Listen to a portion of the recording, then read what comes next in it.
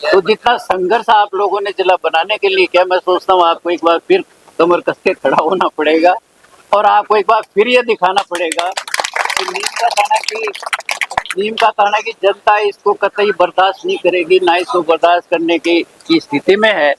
अगर नीम का थाना जिले के साथ छेड़छाड़ की तो नीम का थाना की जनता कभी भी किसी भी सूरत में इस बात को स्वीकार नहीं करेगी। ये बात हमें दोबारा बतानी पड़ेगी। ये बहुत ही शुभ संकेत है। आज भाई सुरेश जी ने इस बात की घोषणा की, एक संघर्ष समिति बनी है।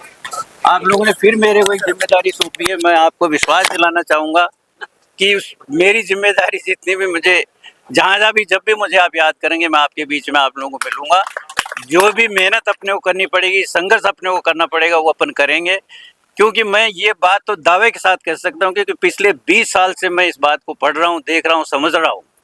नीम का थाना का की ऐतिहासिक पृष्ठभूमि, नीम का थाना की भौगोलिक पृष्ठभूमि, नीम का थाना की सांस्कृतिक पृष्ठभूमि, हर तरह से ये मैं आपको पूरे विश्वास और दावे के साथ कह सकता हूँ, जितनी मेरिट नीम का थाना की जिला बनाने में उतनी मेरिट शायद दूसरे जिलों में नहीं। बहुत ही अच्छी पृष्ठभूमि है नीम का थाना की, चाहे वो भौगोलिक रूप से देखें, चाहे वो सांस्कृतिक रूप से देखें, चाहे वो ऐतिहासिक रूप से देखें।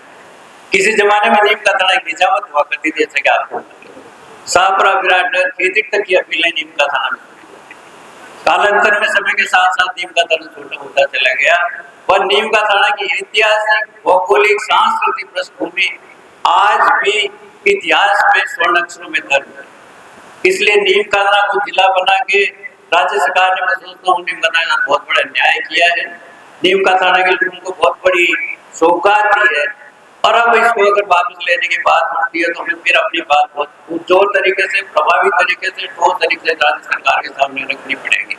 मैं भाई सुरेश जी कह रहा था कि हो सकता है एक पदयात्रा और निकालनी पड़े, तो वो पदयात्रा की भी जरूरत पड़ेगी। वैसे तो अभी खेतों में काम कर रहे, लावणी का टाइम है, सारे परिवार, पूरा परिवार उसमें लगा हुआ है।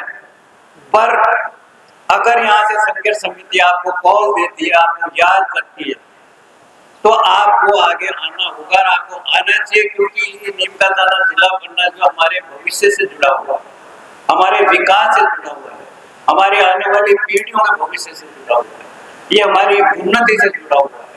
आज जो हरियाणा बॉर्डर के गांव हमारे यहाँ 135-40 किलोमीटर सीकर जाना पड़ता था। बहुत सारे लोग तो ऐसे जिन्होंने शायद जिला कभी देखा ही नहीं हुआ, सीकर जिला कलेक्टर का देखा नहीं होगा। पाटन एरिया तक वहाँ सीकर जाना पड़ता है। दूर दूर के लोग, ग्रामीण लोग गाड़ियों से अपना काम छोड़ करके बेचारे वहां जाते थे।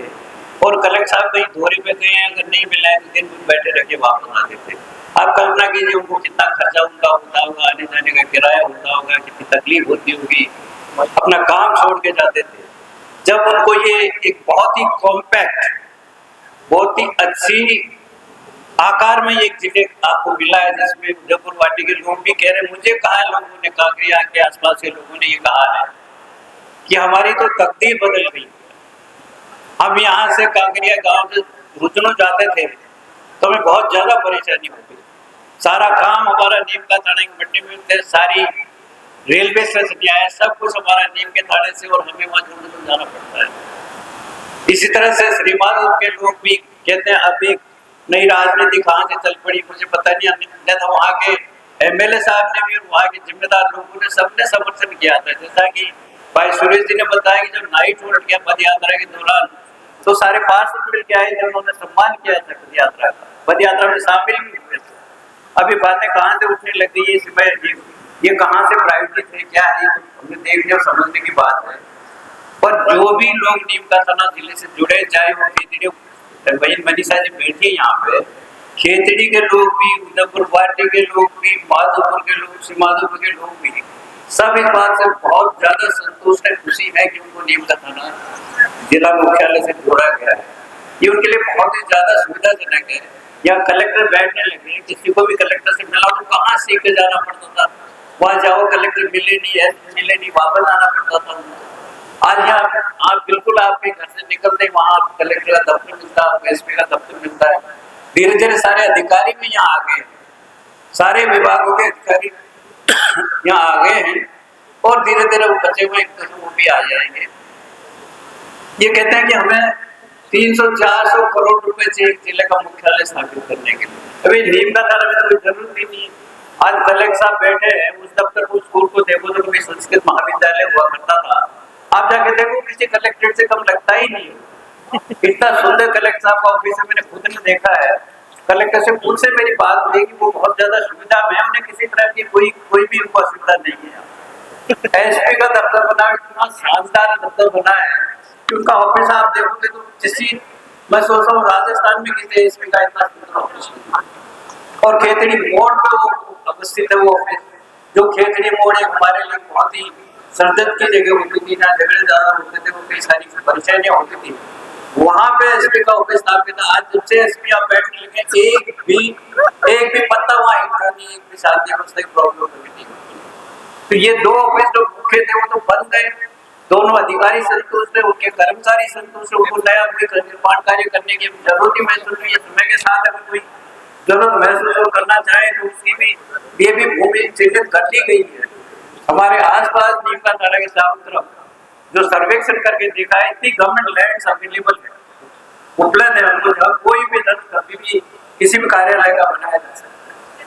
तो ये नीम का थाना के परिप्रेक्ष्य में, नीम का थाना के रूप में जो बात कही जा रही है वो मुझे लगती नहीं है, क्योंकि वो कहते हैं कि 300-400 करोड़ रुपए कहाँ से लाए जिला मुख्यालय स्थापित कर देंगे। अरे भाई यहाँ तो सब कुछ स्थापित हो चुका। मैंने वो उनके ललित पवार साहब की कमेटी है, वो आना चाहते थे, आज भी भाई मैंने कहा भी आप जाके देखो तो सही नीम का थाना में कलेक्टर कितने खुश है, कितने संतुष्ट है, कितना सुविधाजनक उनका दफ्तर है। आप जाके एसपी का दफ्तर देखो, मैं सुन रहा हूँ राजस्थान में किसी एसपी का ऐसा सुंदर ऑफिस नहीं, वो इतना बड़ा दफ्तर है, आपने देखा होगा। एसपी से मेरी बात तो कहते हैं हम तो बहुत खुश है, कोई दिक्कत नहीं है हमको। फिर इनको पता नहीं क्यों ये चिंता सता रही है।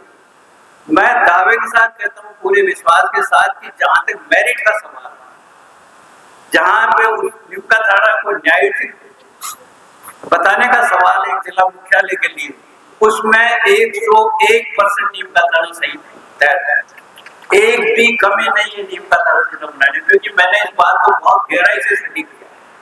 20 साल से मैं इस संघर्ष समिति से जुड़ा हुआ हूँ, और पूरी की पूरी एक्सरसाइज, लिखा पढ़ाई करना, कमेटियों के सामने जाना, उनको प्रेजेंटेशन देना, उनको सारी बात बताना, उनके सामने आंकड़े रखना, सारे फैक्ट्स उनके सामने रखना, ये काम हमने बहुत लंबे समय से किया। अभी भी काम लोग के सामने भी गए तो भाई सुरेश जी हम लोग गए, सारी बात बताई, वो बहुत खुश थे, बहुत संतुष्ट थे। अभी ललित पवार साहब को सारी बात हमने बताई, वो बहुत संतुष्ट है, और वो कह भी रहे थे नीम का थाना का प्रोग्राम भी उन्होंने बना लिया था, पर अचानक उनको फलोदी इधर जाना पड़ा रातों रात, क्योंकि कोई व्यवस्था थी उनकी। अदरवाइज तो नीम का थाना आकर के कलेक्ट्रेट को विजिट करना चाह रहे थे, कलेक्टर से भी मिलना चाह रहे थे, एसपी से भी मिलना चाह रहे थे, और दूसरे अधिकारियों से मिलना चाह रहे, तो नीम का थाना की वस्तु स्थिति की रिपोर्ट भी स्वयं आकर के यहाँ लेना चाह रहे। पर अभी भी मैं आपको पूरे विश्वास से कहता हूँ कि नीम का थाना की ऐसी कोई बात नहीं है जो उनकी नॉलेज में नहीं। ललित कुमार साहब की कमेटी ने पूरी रिपोर्ट को कुमार साहब ने खुद देखा है। भाई सुरेश जी को मालूम है, जब उनसे मिले तो पूरी की पूरी रिपोर्ट को फ्लैग कर रखा था उन्होंने, एक एक चीज को उन्होंने देखा था। हमारे साथ बता रहे थे कि आपकी रिपोर्ट में ये है, ऐसे है, सारा उन्होंने पढ़ा देखा है, और वो पूरी तरह से आश्वस्त थे, पूरी तरह से संतुष्ट भी थे। अब क्योंकि कहीं जब राजनीति की बात होती है तो दूसरी बातें बीच में आ जाती है, इसलिए वो हमें शायद दोबारा एक बार कमर कसनी पड़ेगी, खड़ा होना पड़ेगा, और हमारी बात गवर्नमेंट के सामने दोबारा रखनी पड़ेगी।